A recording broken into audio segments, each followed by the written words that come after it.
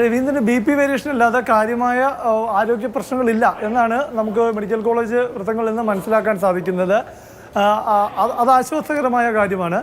പക്ഷേ നമുക്കറിയാം, അത് ഒരു ലിഫ്റ്റിനുള്ളിൽ നമ്മൾ ലിഫ്റ്റിൽ സഞ്ചരിക്കുമ്പോൾ 1 മിനിറ്റ് നേരം നമ്മൾ കുടുങ്ങിക്കഴിഞ്ഞാൽ ലിഫ്റ്റ് തകരാറിലായി എന്ന് അറിഞ്ഞാൽ നമുക്കുണ്ടാകുന്ന ഒരു വെപ്രാളവും ഒരു ആദിയുമെല്ലാം നമുക്കറിയാവുന്നതാണ്.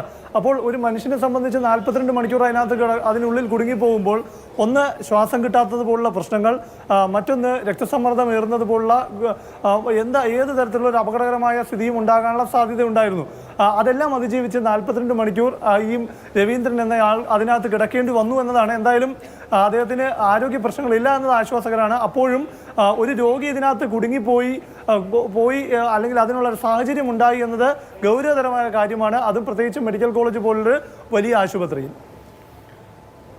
പ്രശാന്ത്, ഈ 42 മണിക്കൂറും വെള്ളം കുടിക്കാതെ ഭക്ഷണം കഴിക്കാതെ ആരോഗ്യാവസ്ഥ മോശമായ ഒരാൾ, BP അടക്കമുള്ള പ്രശ്നങ്ങളുള്ള ഒരാൾ ലിഫ്റ്റിൽ കുടുങ്ങിപ്പോവുക, ഒരു ഒച്ചപ്പാടുണ്ടാക്കിയാൽ പോലും അറിയാൻ കഴിയുന്ന ആരും ആ പരിസരത്ത് ഇല്ലാതെ പോകുമോ?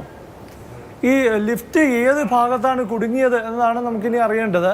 കാരണം താഴത്തെ നിലയിലായിരുന്നെങ്കിൽ ഒരുപക്ഷെ, അല്ലെങ്കിൽ ഏതെങ്കിലും ഒരു ഫ്ലോറിൻ്റെ ഭാഗത്തായിരുന്നെങ്കിൽ അദ്ദേഹം ഒച്ചപ്പാടുണ്ടാക്കുകയോ അല്ലെങ്കിൽ ലിഫ്റ്റിൻ്റെ ഡോറിൽ മുട്ടുകയോ എല്ലാം ചെയ്താൽ ശബ്ദം കേൾക്കുമായിരുന്നു. പക്ഷേ ഇത് അങ്ങനെ ഒരു അവസരത്തിലാണോ അല്ലെങ്കിൽ അങ്ങനെ ഒരു ഏതെങ്കിലും ഒരു ഫ്ലോറിൻ്റെ ഭാഗത്താണോ ഇത് സംഭവിച്ചിട്ടുള്ളത് എന്നതും അറിയാൻ സാധിക്കുന്നില്ല. എന്തായാലും അക്കാര്യങ്ങളെല്ലാം രവീന്ദ്രൻ്റെ ഭാഗത്തു നിന്നുള്ളൊരു, അല്ലെങ്കിൽ രവീന്ദ്രൻ്റെ ബന്ധുക്കൾ അദ്ദേഹവുമായി സംസാരിച്ചിട്ട് അദ്ദേഹത്തിൽ നിന്ന് ലഭിച്ച വിശദീകരണം എന്താണെന്ന് അറിഞ്ഞാൽ മാത്രമേ ഒരു വ്യക്തത വരൂ. എന്തായാലും 42 മണിക്കൂർ അദ്ദേഹം അതിനകത്ത് കുടുങ്ങിക്കിടന്നു. അതിന് ആ വീഴ്ചയിലേക്ക് നയിച്ച അതിനുള്ള കാരണക്കാർ മെഡിക്കൽ കോളേജിലെ അധികാരികൾ തന്നെയാണെന്നുള്ള കാര്യത്തിൽ സംശയമില്ല. പ്രശാന്ത്, ഇതിപ്പോൾ ഈ രാവിലെ 6 മണിക്ക് ലിഫ്റ്റ് തുറന്ന് പരിശോധിക്കാനുണ്ടായ സാഹചര്യം എന്താണ്? അതോ ഇതുമായി ബന്ധപ്പെട്ട പണികൾക്ക് ആളാണോ കണ്ടെത്തിയത്? ഞായറാഴ്ച ദിവസം ഇന്നലെ അവധിയായതുകൊണ്ട് തന്നെ ഇന്നലെ അതുമായി ബന്ധപ്പെട്ട പണികളിലേക്ക് പോയില്ല. കാരണം 4 ലിഫ്റ്റുകളാണുള്ളത്. അപ്പോൾ 3 എണ്ണം പ്രവർത്തിക്കുന്നുണ്ട്.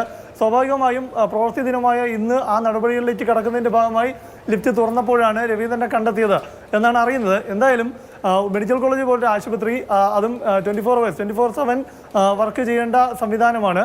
അവിടെ ഞായർ ശനി എന്നൊരു വ്യത്യാസമൊന്നുമില്ല. അപ്പോൾ പ്രത്യേകിച്ചും ഏറ്റവും ഗുരുതരമായൊരു വീഴ്ച എന്നത്, ഒരു ലിഫ്റ്റ് തകരാറിലായെങ്കിൽ അത് ലോക്ക് ചെയ്ത് പോകുന്നതിന് മുൻപ് ഏതെങ്കിലും എന്തൊക്കെ കാര്യങ്ങൾ അന്വേഷിക്കാനാണ് ഇപ്പോൾ ആരോഗ്യമന്ത്രി നിർദ്ദേശം നൽകിയിരിക്കുന്നത് പ്രശാന്ത്? സമഗ്രമായ അന്വേഷണം ഈ വിഷയത്തിൽ അന്വേഷിച്ച് നടപടി സ്വീകരിക്കാനാണ് ആരോഗ്യമന്ത്രി നിർദ്ദേശിച്ചിരിക്കുന്നത്. മെഡിക്കൽ കോളേജ് സൂപ്രണ്ട് സെക്യൂരിറ്റി ഓഫീസറോട് ഇതിൻ്റെ അടിസ്ഥാനത്തിൽ റിപ്പോർട്ട് തേടിയിട്ടുണ്ട്. ഈ റിപ്പോർട്ട് ലഭിച്ചു കഴിഞ്ഞാൽ ഉടൻ തന്നെ ഇതുമായി ബന്ധപ്പെട്ട് വീഴ്ച ഉണ്ടായവർക്കെതിരെ നടപടി സ്വീകരിക്കും.